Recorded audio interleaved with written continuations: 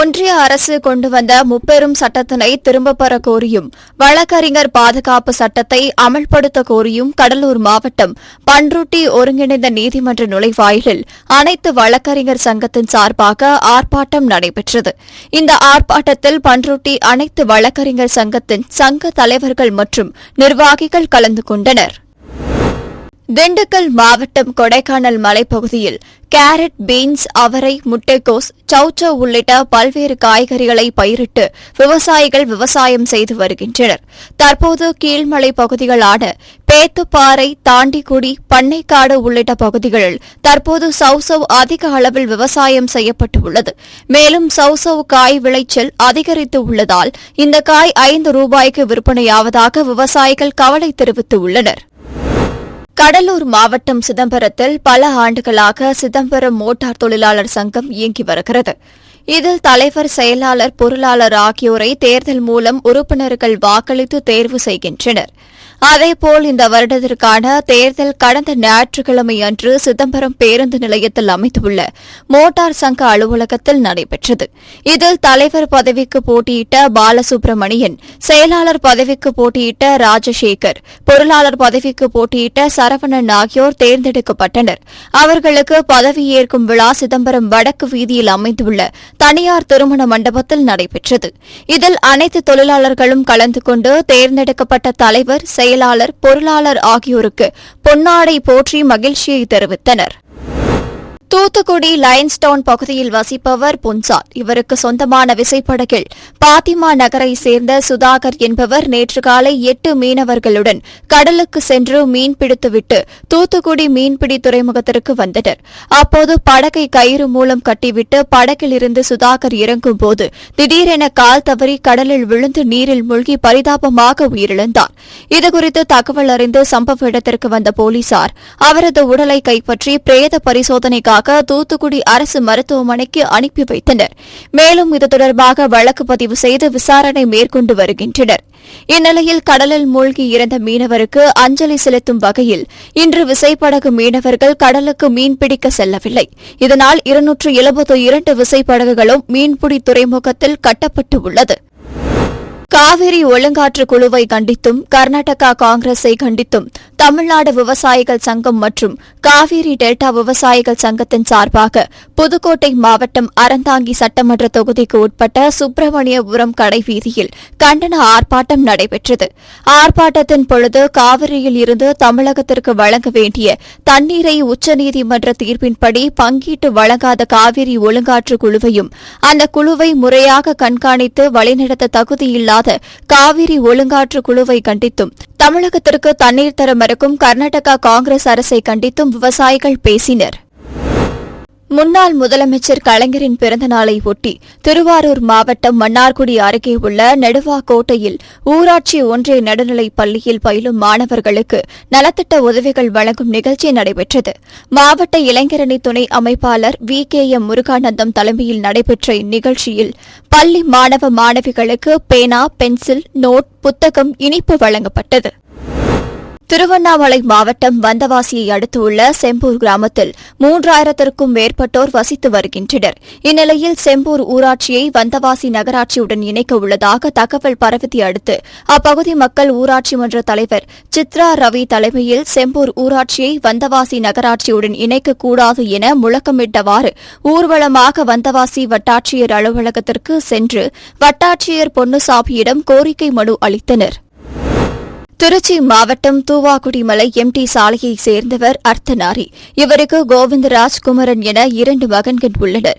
கோவிந்தராஜ் தூவாக்குடியில் உள்ள தனியார் கம்பெனியில் வெல்டராகவும் குமரன் டைலராகவும் வேலை பார்த்து வந்துள்ளனர். மேலும் இவர்கள் இருவரும் சமைத்து சாப்பிட்டு ஒன்றாகவே வாழ்ந்து வந்துள்ளனர். இந்நிலையில் நேற்று இரவு சமைத்து சாப்பிடும் பொழுது இருவருக்கும் இடையே பிரச்சினை ஏற்பட்டுள்ளது. அப்போது கோவிந்தராஜ் மதுபோதையில் இருந்ததாக கூறப்படுகிறது. இதில் ஆத்திரமடைந்த கோவிந்தராஜ் குமரன் இரும்பு கம்பியால் தாக்கியுள்ளார். இதில் சம்பவ இடத்திலேயே குமரன் பரிதாபமாக உயிரிழந்தார். இச்சம்பவம் குறித்து தகவல் அறிந்த தூவாக்குடி காவல்துறையினர் சம்பவ இடத்திற்கு விரைந்து சென்று குமரன் உடலை கைப்பற்றி பிரேத பரிசோதனைக்காக தூவாக்குடி அரசு மருத்துவமனைக்கு அனுப்பி வைத்தனர். மேலும் அண்ணன் கோவிந்தராஜை கைது செய்து விசாரணை மேற்கொண்டு வருகின்றனர். காவிரியில் இருந்து தமிழகத்திற்கு வழங்க வேண்டிய தண்ணீரை உச்சநீதிமன்ற தீர்ப்பின்படி பங்கிட்டு வழங்காத காவிரி ஒழுங்காற்றுக் குழுவை கண்டித்து தமிழ்நாடு விவசாயிகள் சங்கம் சார்பில் தஞ்சை மாவட்டம் கும்பகோணத்தில் தலைமை தபால் நிலையம் முன்பு தமிழ்நாடு விவசாயிகள் சங்கத்தின் மாவட்ட செயலாளர் தர்மராஜன் தலைமையில் கவன ஈர்ப்பு ஆர்ப்பாட்டம் நடைபெற்றது. இந்த ஆர்ப்பாட்டத்தில் செந்தில்குமார், குமரப்பா, ராஜேந்திரன், ராமலிங்கம், ராதாகிருஷ்ணன், சின்னத்துரை, கல்யாண சுந்தரம் உள்ளிட்ட ஏராளமானோர் கலந்து கொண்டு கண்டன முழக்கங்களை எழுப்பினர். தூத்துக்குடி வஉசி துறைமுகத்தில் 7வது கப்பல் தளத்தில் கண்டெய்னர் பெட்டிகளை ஏற்றி இறக்கும் பணிகள் சிங்கப்பூரை சேர்ந்த BSA சிகால் என்ற தனியார் நிறுவனம் செய்து வருகிறது. இந்த பணியில் சுமார் 100 ஊழியர்கள் ஈடுபட்டு வருகின்றனர். இந்நிறுவனம் கடந்த 2018ஆம் ஆண்டு முதல் ஊழியர்களுக்கு மாதம் ஊதியம் வழங்காமல் தினக்கூலியாக ஊதியம் வழங்கி வருகிறது. இதன் காரணமாக தொழிலாளர்கள் பாதிக்கப்பட்டு வந்துள்ளனர். இதனைத் தொடர்ந்து பாதிக்கப்பட்ட தொழிலாளர்கள் தொழிலாளர் நலத்துறை ஆணையர் முன்னிலையில் தங்களுக்கு உரிய ஊதியம் வழங்க நடவடிக்கை எடுக்க வேண்டும் அல்லது ஊழியர்களுக்கு பணிக்கொடை வழங்க நடவடிக்கை எடுக்க வேண்டும் என கோரிக்கை விடுத்து மனு அளித்திருந்தனர். ஆனால் இதுவரை எந்தவித நடவடிக்கையும் எடுக்காததால் பாதிக்கப்பட்ட ஊழியர்கள் நேற்றிரவு 10 மணி முதல் உள்ளிருப்பு வேலைநிறுத்த போராட்டத்தில் ஈடுபட்டு வருகின்றனர். இதன் காரணமாக தூத்துக்குடி வஉசி துறைமுகத்திற்கு 7வது கப்பல் தளத்திற்கு கொழும்புவில் இருந்து வந்த கப்பலில் இருந்து ஊழியர்களின் வேலைநிறுத்தம் காரணமாக சரக்கு பெட்டகங்கள் ஏற்றி இறக்கும் பணிகள் பாதிக்கப்பட்டுள்ளது. திருவள்ளூர் அடுத்த ஆதிக்கத்தூர் பகுதியில் சுமார் 3500க்கும் மேற்பட்டோர் வசித்து வருகின்றனர். இந்நிலையில் கடந்த 6 மாத காலமாக அப்பகுதியில் சீரான மின்சாரம் இல்லாததால் குடிநீர் தட்டுப்பாடு ஏற்பட்டுள்ளதாக அப்பகுதி மக்கள் குற்றம் சாட்டுகின்றனர். இதனால் ஆத்திரமடைந்த அப்பகுதி மக்கள் திருவள்ளூர் ஸ்ரீபெரும்புதூர் நெடுஞ்சாலையில் 100க்கும் மேற்பட்டோர் மறியல் போராட்டத்தில் ஈடுபட்டனர். இதுகுறித்து தகவல் அறிந்து சம்பவ இடத்திற்கு வந்த மணவாள் நகர் காவல்துறையினர் பொதுமக்களிடம் உரிய நடவடிக்கை எடுக்கப்படும் என உறுதியளித்ததன் பேரில் சாலை மறியலை கைவிட்டு கலைந்து சென்றனர். விழுப்புரம் மாவட்டம் விக்கிரவாண்டி சட்டமன்ற தொகுதி இடைத்தேர்தலில் திமுக சார்பில் போட்டியிடும் வேட்பாளர் அன்னியூர் சிவா விக்கிரவாண்டி சட்டமன்ற தொகுதிக்கு உட்பட்ட வி சாலை, கோட்டியம்பூண்டி, சின்னத்தச்சூர், ஆசூர் ஆகிய பகுதிகளில் தீவிர வாக்கு சேகரிப்பில் ஈடுபட்டனர். அப்போது திமுக விழுப்புரம் தெற்கு மாவட்ட பொறுப்பாளர், முன்னாள் நாடாளுமன்ற உறுப்பினர் கௌதம சிகாமணி, விசிக விழுப்புரம் மைய மாவட்ட செயலாளர் வழக்கறிஞர் திலீபன், ஒன்றிய செயலாளர் வெற்றிவேந்தன், ஜெயச்சந்திரன் உள்ளிட்ட விசிக, திமுக என இந்தியா கூட்டணி கட்சி நிர்வாகிகள் உடனிருந்தனர். சென்னையில் வழக்கறிஞர் கௌதமன் படுகொலை செய்யப்பட்டதை கண்டித்தும் தமிழக அரசு வழக்கறிஞர்களை பாதுகாக்கும் வகையில் வழக்கறிஞர் பாதுகாப்பு சட்டத்தை இயற்ற வலியுறுத்தியும் ஒன்றிய அரசு வருகிற ஜூலை 1ஆம் தேதி முதல் குற்றவியல் நடைமுறை சட்டங்களில் கொண்டுவந்துள்ள திருத்தங்களை ரத்து செய்ய வலியுறுத்தியும் தூத்துக்குடியில் வழக்கறிஞர் சங்கம் சார்பில் மாவட்ட நீதிமன்றம் முன்பு வழக்கறிஞர் கண்டன ஆர்ப்பாட்டத்தில் ஈடுபட்டனர். வழக்கறிஞர்கள் சங்க தலைவர்கள் தனசேகர் தலைமையில் நடைபெற்ற இந்த ஆர்ப்பாட்டத்தில் ஏராளமான வழக்கறிஞர்கள் கலந்து கொண்டு மத்திய மாநில அரசுகளுக்கு எதிராக கண்டன கோஷங்களை எழுப்பினர். இன்று தூத்துக்குடி வழக்கறிஞர் சங்கத்தின் சார்பாக மாபெரும் ஆர்ப்பாட்டம் நடந்து கொண்டிருக்கிறது. இதுக்கு காரணம் மத்திய அரசு கொண்டு வந்த 3 சட்டங்களை எதிர்த்தும் சென்னை வழக்கறிஞர் கௌதமன் அவருடைய படுகொலையை கண்டித்தும் தமிழக அரசு உடனடியாக வழக்கறிஞர் பாதுகாப்பு சட்டத்தை அமல்படுத்த வேண்டும் என்று 3 கோரிக்கைகளை வலியுறுத்தி இன்று ஆர்ப்பாட்டம் செய்து கொண்டிருக்கிறோம். இந்த கோரிக்கைகளை மத்திய அரசாங்கம் பரிசீலனை செய்யவில்லை என்றால் நாங்கள் அடுத்தது உண்ணாவிரத போராட்டம், முற்றுகையிடும் போராட்டம் போன்ற கடுமையான போராட்டத்திற்கு செல்ல வேண்டியிருக்கும். கும்பகோணத்தில் இந்திய தண்டனை சட்டம், இந்திய சாட்சிகள் சட்டம், குற்றவியல் நடைமுறை சட்டம் உள்ளிட்ட சட்டங்களின் பெயர்களை மாற்றம் செய்து ஹிந்தி மற்றும் சமஸ்கிருதம் திணிப்பில் ஈடுபட்டு வரும் ஒன்றிய அரசை கண்டித்தும் மேற்கண்ட சட்ட மசோதாவை உடனடியாக திரும்பப் பெற வலியுறுத்தியும் வழக்கறிஞர்கள் சங்கம் சார்பில் நீதிமன்ற புறக்கணிப்பு வழக்கறிஞர் சங்க தலைவர் விவேகானந்தன் தலைமையில் கண்டன ஆர்ப்பாட்டம் நடைபெற்றது. இந்த ஆர்ப்பாட்டத்தில் செயலாளர் செந்தில்ராஜன், பொருளாளர் ராஜா சீனிவாசன், துணைத் தலைவர் இளங்கோவன் உள்ளிட்ட ஏராளமானோர் கலந்து கொண்டு நீதிமன்ற புறக்கணிப்பு செய்து கண்டன முழக்கங்களை எழுப்பினர்.